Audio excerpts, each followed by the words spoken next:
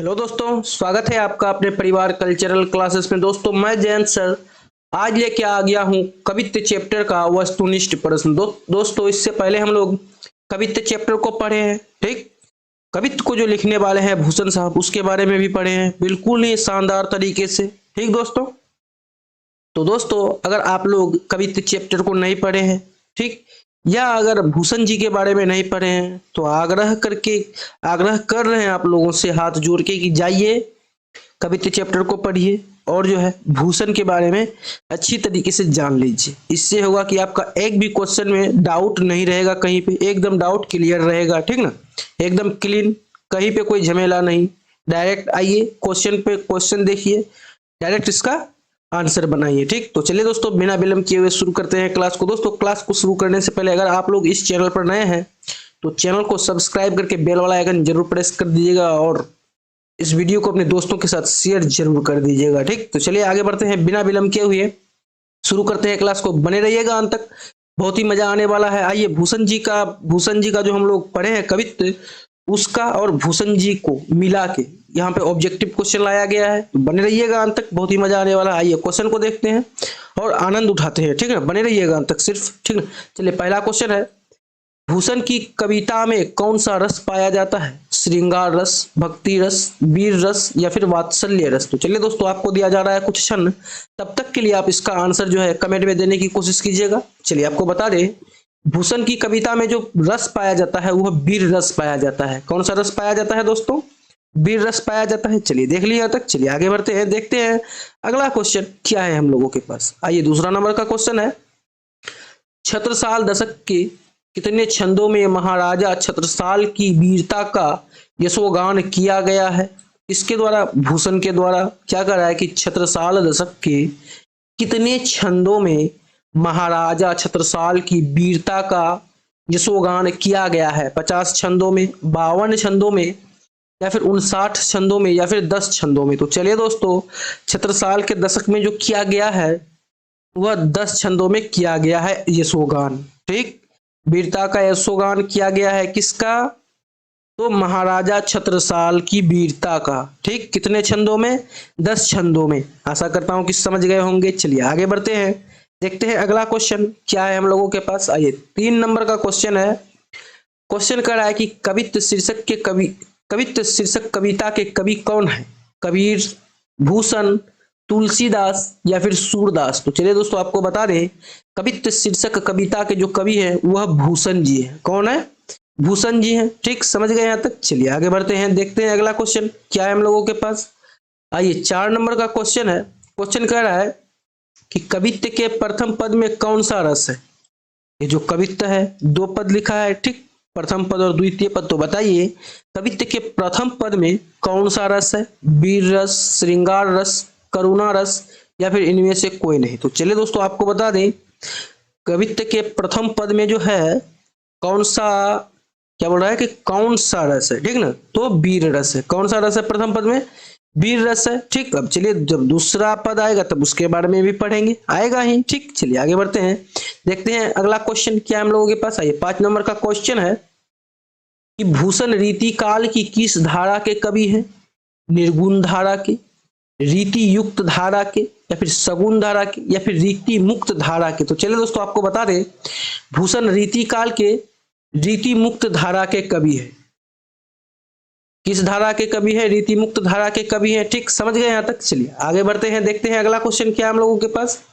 आइए 6 नंबर का क्वेश्चन है कि भूषण ने कौन सी कविता लिखी? छप्पय, पद, कवित्त या फिर करबक? तो चलिए दोस्तों जैसा कि आप लोग जानते हैं कि भूषण जो लिखे हैं कविता वह कवित्त लिखे हैं। ठीक, चलिए समझ गए यहाँ तक? चलिए आगे बढ़ते हैं, देखते हैं अगला क्वेश्चन क्या है हम लोगों के पास। आइए अगला क्वेश्चन है 7 नंबर का कि कवित्त के द्वितीय पद में किस रस की अभिव्यंजना हुई है? देखिए दोस्तों आपको कहे ना कि यह भी क्वेश्चन आएगा, प्रथम पद और दूसरा पद के बारे में क्वेश्चन रहता ही है। ठीक, चलिए तो बताइए कि द्वितीय पद में किस रस की व्यंजना हुई है? करुण रस, श्रृंगार रस, वीर रस या फिर विभत्स रस? तो चलिए दोस्तों आप लोग को बता दें कि कवित्त के द्वितीय पद में जो है विभिन्न रस की अभिव्यंजना हुई है। ठीक, किस रस की? विभत्य रस की व्यंजना हुई है। कौन सा पद में? कवित्व के द्वितीय पद में। ठीक, समझ गए यहाँ तक? चलिए आगे बढ़ते हैं, देखते हैं अगला क्वेश्चन। चलिए अगला क्वेश्चन बिल्कुल ही पावरफुल है एकदम। 8 नंबर का क्वेश्चन है। क्वेश्चन कर रहा है कि भूषण का जन्म हुआ है, कब हुआ है? 1610 ईस्वी में, 1611 ईस्वी में, या फिर 1612 ईस्वी में, या फिर 1613 ईस्वी में। तो चलिए दोस्तों, आपको दिया जा रहा है क्वेश्चन, तब तक के लिए आप जो है इसका आंसर कमेंट में देने की कोशिश कीजिए। तो चलिए दोस्तों, आपको बता दें, भूषण का जो जन्म हुआ था वह 1613 ईस्वी में हुआ था। कब हुआ था?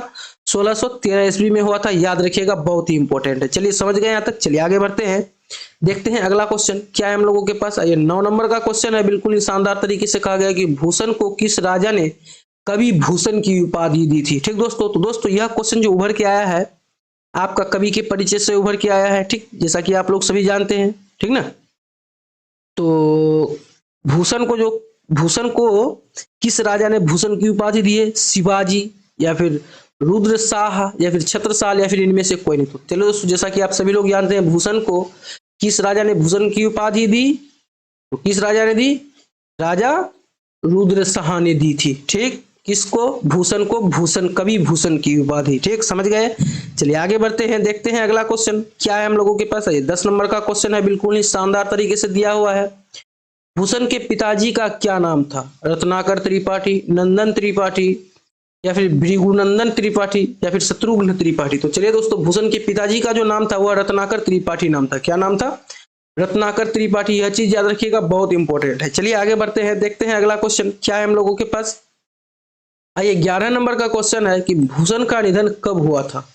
1714 ईस्वी में, या फिर 1715 ईस्वी में, या फिर 1716 ईस्वी में, या फिर 1717 ईस्वी में। तो चलिए दोस्तों, आपको दिया जा रहा है क्वेश्चन, तब तक के लिए आप इसका आंसर जो है कमेंट में देने की कोशिश कीजिए। तो चलिए दोस्तों, आपको बता दें, भूषण का जो निधन हुआ था वह 1715 ईस्वी में हुआ था। भूषण का निधन कब हुआ था? 1715 ईस्वी में हुआ था। जैसा कि आप सभी लोग जानते हैं, कवि के परिचय में बिल्कुल ही शानदार तरीके से यह सब चीज को हम लोग पढ़ चुके हैं। ठीक, चलिए आगे बढ़ते हैं, देखते हैं अगला क्वेश्चन क्या हम लोगों के पास। ये 12 नंबर का क्वेश्चन है। क्वेश्चन कर रहा है कि भूषण ने मुख्यतः किस भाषा में रचना की? खड़ी बोली में, ब्रज भाषा में, अवधी में, या फिर इनमें से कोई नहीं। तो चलिए दोस्तों, आप लोग को दिया जा रहा है क्वेश्चन, तब तक के लिए आप इसका आंसर जो है कमेंट में देने की कोशिश करें। तो चलिए दोस्तों, आपका जो समय है हो गया है अब खत्म। भूषण ने मुख्यतः किस भाषा में रचना की है? तो ब्रज भाषा में रचना की है। ठीक दोस्तों, समझ गए यहाँ तक? चलिए आगे बढ़ते हैं, देखते हैं अगला क्वेश्चन क्या है हम लोगों के पास। आइए 13 नंबर का क्वेश्चन है। क्वेश्चन कर रहा है कि भूषण का जन्म स्थान है बिहार, दिल्ली, टिकुआपुर, कानपुर, उत्तर प्रदेश, या फिर पंजाब। तो चलिए दोस्तों, आपको बता दें, भूषण का जो जन्म स्थान है वह है टिकुआपुर, कानपुर, उत्तर प्रदेश। ठीक, यानी कि 13 नंबर का जो आंसर हो जाएगा, गौ नंबर का ऑप्शन सही हो जाएगा। टिकुआपुर, कानपुर, उत्तर प्रदेश भूषण का जन्म स्थान है। ठीक, चलिए आगे बढ़ते हैं, देखते हैं अगला क्वेश्चन क्या है हम लोगों के पास। आइए 14 नंबर का क्वेश्चन है। क्वेश्चन कर रहा है कि छत्रसाल की तलवार ने कौन सा रूप धारण कर रखा है? किसकी तलवार ने? छत्रसाल की तलवार ने कौन सा रूप धारण कर रखा है? रौद्र रूप, या फिर भयंकर रूप, या फिर मधुर रूप, या फिर इनमें से कोई नहीं। तो चलिए दोस्तों, आपको बता दें, छत्रसाल की तलवार जो है रौद्र रूप धारण करके रखा है। तो कहीं पर भी अनाचारी दुराचारी को देखता है, उसका सर जो है धड़ से अलग कर देता है क्षण भर में ही। ठीक, हम लोग जो है कवित्व में बिल्कुल ही शानदार तरीके से पढ़े हैं। अगर आप लोग नहीं पढ़े हैं तो जाइए जाके कवित्व का आनंद उठाइए, बिल्कुल ही अपने शब्दों में पढ़े हैं। और उसमें जो लिखा हुआ है दोहा, दोहे के साथ साथ उसके नीचे में हिंदी का अर्थ भी दिया हुआ है कि क्या कहना चाह रहा है दोहा। ठीक दोस्तों, बिल्कुल ही आसान शब्दों में। ठीक, चलिए आगे बढ़ते हैं, देखते हैं अगला क्वेश्चन क्या है हम लोगों के पास। आइए 15 नंबर का क्वेश्चन है कि निम्नलिखित में कौन सी रचना भूषण की है? साकेत, कामायनी, भक्तमाल, या फिर शिवराज भूषण। तो चलिए दोस्तों, भूषण से ही आप लोग जान पड़ते हैं, आप लोग को जान लेना चाहिए कि भूषण जो लगा हुआ है वही होना चाहिए भूषण जी का रचना। ठीक, तो इसलिए आप लोग ध्यान दीजिएगा, थोड़ा ट्रिक ही याद रखिएगा यहाँ पे। ठीक है, निम्न में कौन सी रचना भूषण की है? जहां भूषण लगा हुआ है मार दीजिए आंख बंद किए हुए घ नंबर टिक। ठीक, चलिए आगे बढ़ते हैं, देखते हैं अगला क्वेश्चन क्या है हम लोगों के पास। ये 16 नंबर का क्वेश्चन है कि छत्रसाल की तलवार काली देवी को क्या प्रदान करती है? प्रसाद प्रदान करती है, भोजन प्रदान करती है, या फिर गहने प्रदान करती है, इनमें से कुछ नहीं। तो दोस्तों, छत्रसाल की तलवार काली देवी को जो है भोजन प्रदान करती है। क्या प्रदान करती है? भोजन प्रदान करती है। ठीक, चलिए आगे बढ़ते हैं, देखते हैं अगला क्वेश्चन क्या है हम लोगों के पास। ये 17 नंबर का क्वेश्चन है, कह रहा है कि लागती लपकी कंठ बैरीन के नागिन में कौन सा अलंकार है? तो दोस्तों इसमें जो अलंकार है वह अनुप्रास अलंकार है। ठीक दोस्तों, जब हम लोग अलंकार के बारे में पढ़ेंगे व्याकरण प्रश्न में तब आप लोगों को सब कुछ खुल कर बताएंगे। ठीक, अभी सिर्फ जान लीजिए कि लागती लप की कंठ वैरिन के नागिन में अलंकार जो है अनुप्रास अलंकार है। ठीक, हम लोग जो है बिल्कुल ही आसान तरीके से और अपने शब्दों में व्याकरण को पढ़ने की कोशिश करेंगे, थोड़ा सा ही ट्रिक के साथ, लेकिन बहुत ही जबरदस्त सेशन के साथ मिलेंगे उस वहां पे हम। चलिए आगे बढ़ते हैं, देखते हैं अगला क्वेश्चन। चलिए 18 नंबर का क्वेश्चन है कि भूषण ने समुद्र अग्नि से किसकी तुलना की है? छत्रसाल की, शिवाजी की, राम की, या फिर इनमें से कोई नहीं? तो चलिए दोस्तों, भूषण ने समुद्र अग्नि से जो तुलना की है वह किसकी की है? तो शिवाजी की है। ठीक, चलिए समझ गए यहां तक। चलिए आगे बढ़ते हैं, देखते हैं अगला क्वेश्चन क्या है हम लोगों के पास। आइए 19 नंबर का क्वेश्चन है। क्वेश्चन कह रहा है कि भूषण के प्रथम दंड में कौन सा रस है? श्रृंगार रस, भक्ति रस, वीर रस, या फिर इनमें से कोई नहीं? तो चलिए दोस्तों आपको बता दें, भूषण के प्रथम दंड में जो है वीर रस की प्रधानता है, यानी कि वीर रस दर्शाया गया है प्रथम पद में उसका। ठीक, चलिए आगे बढ़ते हैं, देखते हैं अगला क्वेश्चन क्या हम लोगों के पास। आइए 20 नंबर का क्वेश्चन है। क्वेश्चन कह रहा है कि भूषण के द्वितीय छंद में किस रस की अभिव्यंजना हुई है?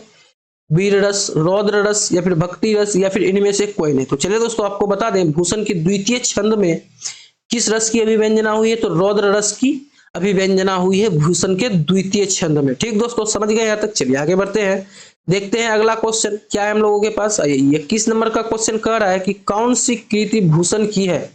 अष्टयाम, शिव वापनी, या फिर साहित्य लहरी, या फिर चित्ररेखा? तो चलिए दोस्तों, इनमें से जो है भूषण की कृति जो है कौन सी है? तो शिव वापनी है। क्या है? शिव वापनी। ठीक, यह याद रखिएगा, बहुत ही इंपॉर्टेंट है। चलिए आगे बढ़ते हैं, देखते हैं अगला क्वेश्चन क्या है हम लोगों के पास। अगला क्वेश्चन है 22 नंबर का कि तेज तंब अंश पर कान्ह जिमी कंस पर यो मलेच्छ वंश पर शेर शिवराज है, यह पंक्ति किस शीर्षक कविता की है? तो दोस्तों जहां पे आप लोग क्या देखें, शेर शिवराज, यानी कि वही शिवाजी के बारे में ही चर्चा किया गया है, किसमें? कवित्व में। ठीक दोस्तों, जहां पर भी आप लोगों को शिवराज दिखाई दे लगा दीजिए बिना देखे आंख बंद किए कवित्व। ठीक, क्योंकि कवित्व में ही कवि भूषण जो है छत्रपति शिवाजी के बारे में चर्चा किए हैं, वो फिर बिल्कुल ही आसान तरीके से और पूरा विस्तार तरीके से। ठीक, समझ गए हैं यहाँ तक। चलिए आगे बढ़ते हैं, देखते हैं अगला क्वेश्चन क्या हम लोगों के पास।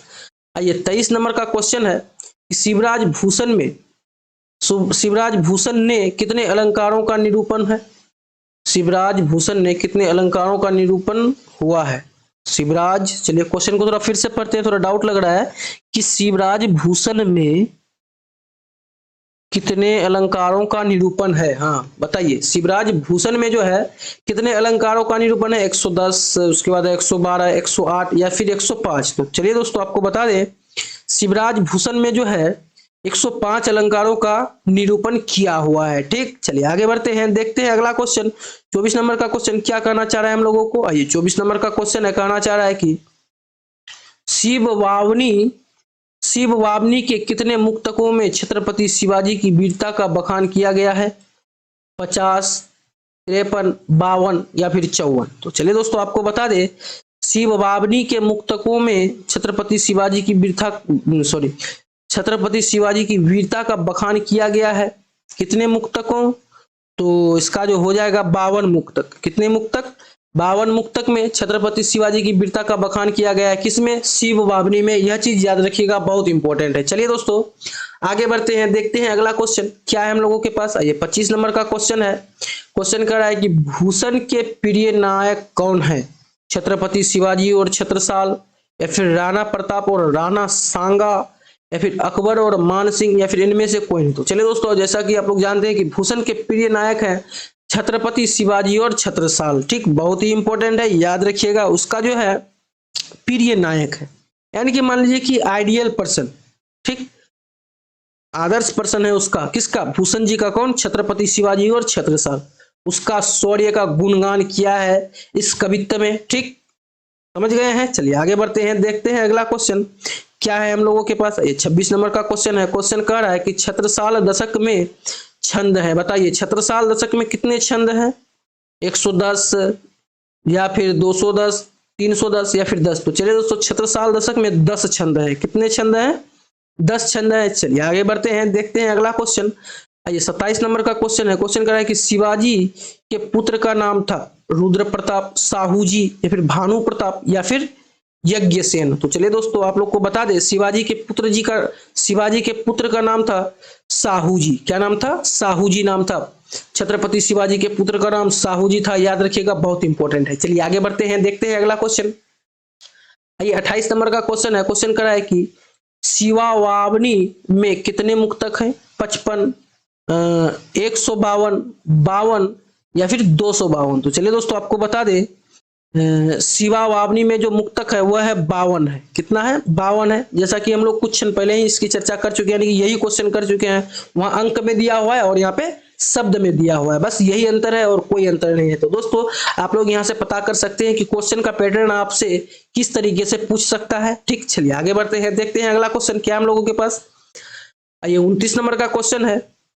क्वेश्चन कह रहा है कि शिवराज भूषण किसकी कृति है? चलिए, शिवराज भूषण यह कृति है, या किसकी कृति है? मतीराम की, भूषण की या फिर पद्मकार की या फिर बिहारी की। तो चलिए दोस्तों, शिवराज भूषण जो है भूषण की कृति है। किसकी कृति है?